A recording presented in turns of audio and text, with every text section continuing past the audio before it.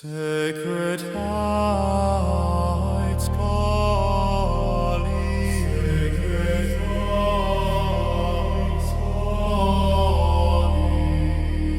to the silence, to the light, sacred heights calling, sacred heights.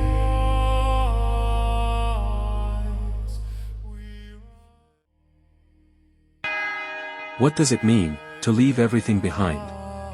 To embrace silence, obedience, prayer.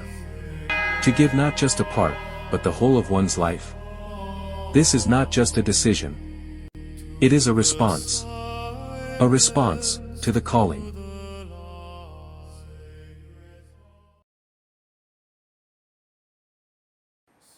A calling to the Benedictine way of life can be situated in the wider context of a call to the monastic life, which is of a wider dimension, transcending boundaries of religion and or religiosity. A call to the monastic life is not so much a necessity, but a yearning for the ultimate.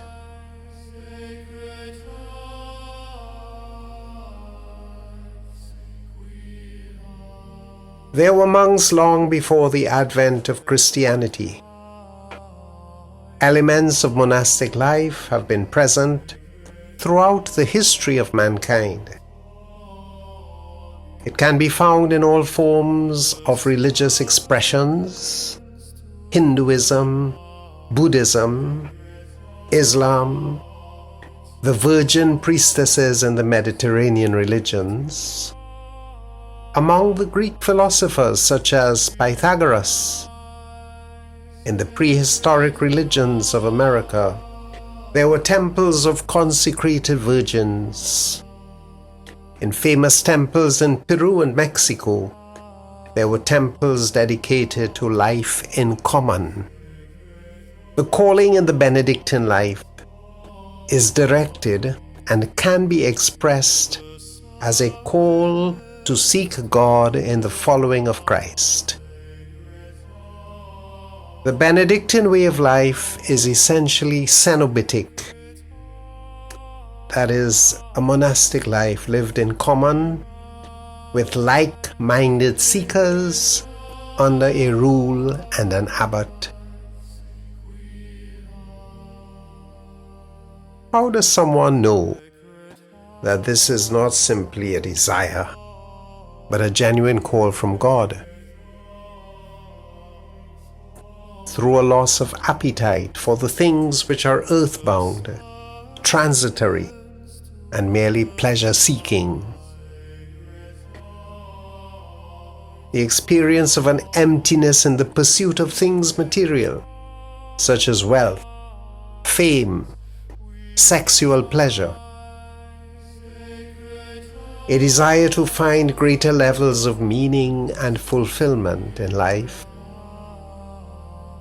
Saint Benedict, while a student in the heart of Rome, experienced this emptiness, this lostness, and retired to a lonely cave in Subiaco to seek the true meaning of human existence. He felt a call to explore the true purpose and meaning of human existence, which he could not find during his student days in Rome. He eventually found it in Christ.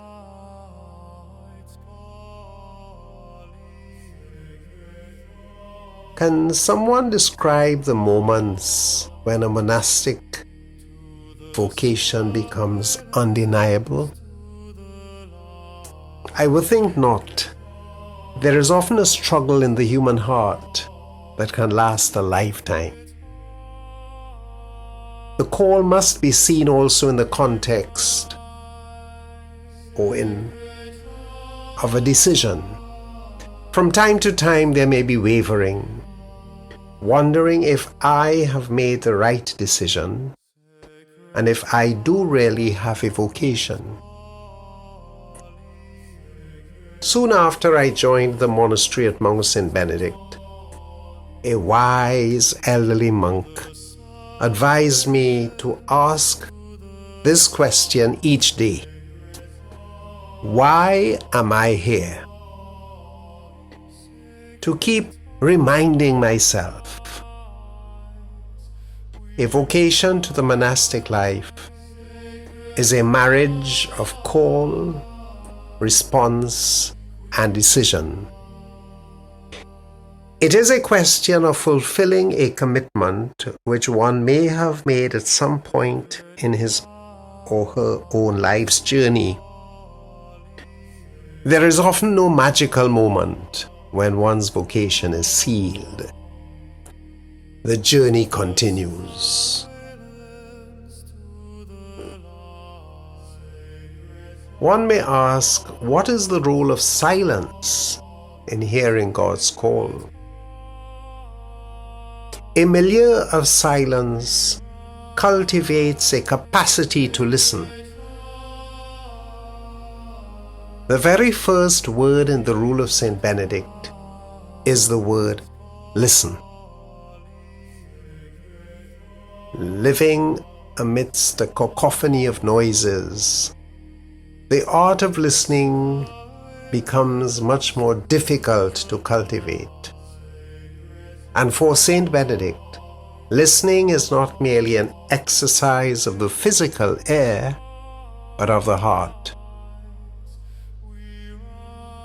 In today's modern world, one may ask, is the call harder to hear or perhaps more necessary than ever? No. Each age has its own challenges. Each age requires one to retreat, to reflect, to respond. The call to monastic life is not so much a necessity as a response to an inner yearning for the ultimate.